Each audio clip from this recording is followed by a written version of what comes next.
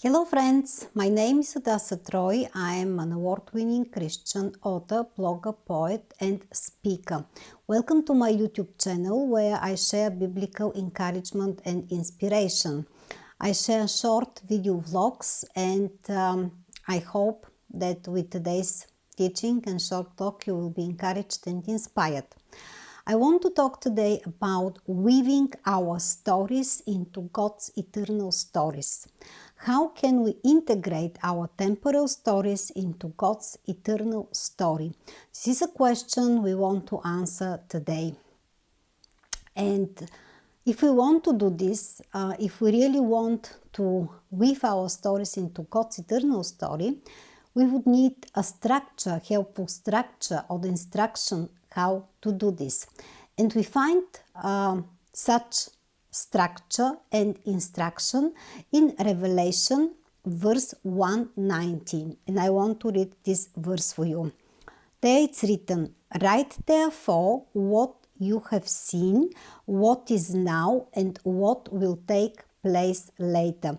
Of course, this is an instruction given to the Apostle John to write what he has experienced with Jesus and to write what Jesus have showed him what will happen in the future. But we can apply this framework for our present life and see how we can weave our stories and testimonies into God's eternal story.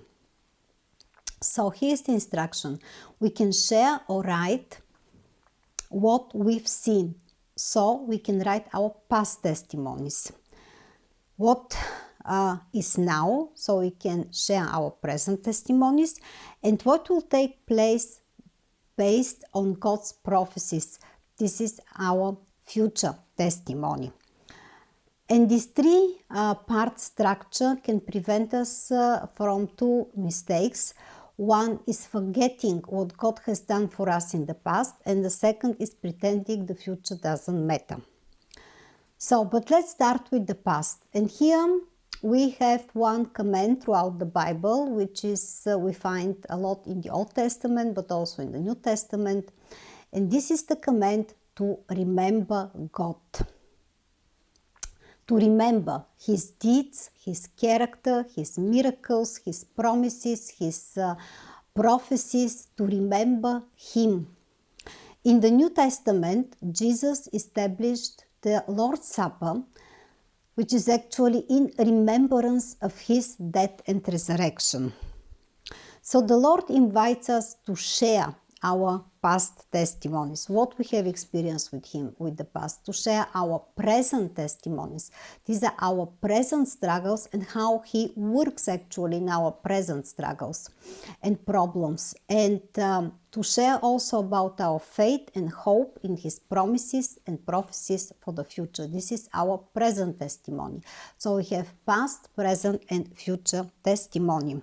And this way we can integrate our temporal experiences and testimonies into His eternal story. A very interesting fact is that our threefold testimony is a way to spiritual formation and maturity. Why? Because when we put language to what the Lord has done in our lives, we not only influence and change our listener, our reader, but our inner world is changing as well. Words, especially our testimonies, have power and they shape us. They build up our faith. They help us grow and mature spiritually. So sharing about God's work in our past, in the present, and our hope for the future based on His promises, based on His prophecies, is a path to spiritual growth.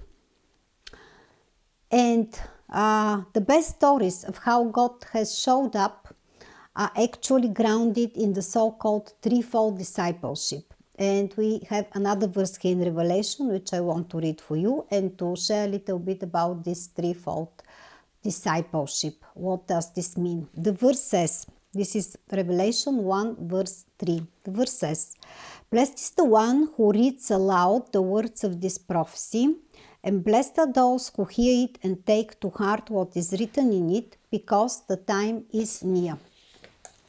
So here we see three pillars of our discipleship. The first pillar is reading and studying God's Word. We are to read, to write, to speak, to memorize, to meditate on God's Word, and to interpret it. We need to feed on God's Word, to let it nourish our souls and spirit.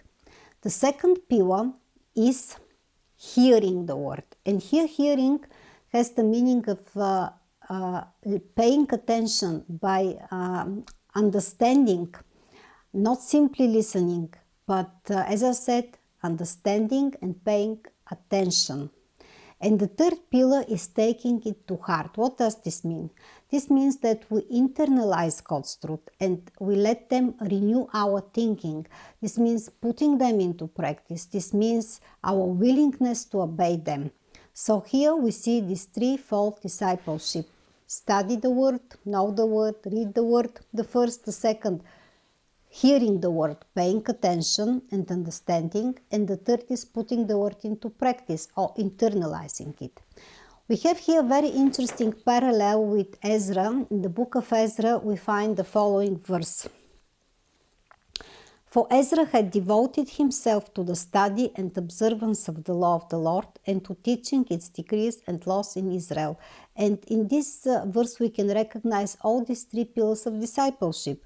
Studying God's Word, observing God's Word, and teaching God's Word. Of course, here the nuance is teaching God's Word.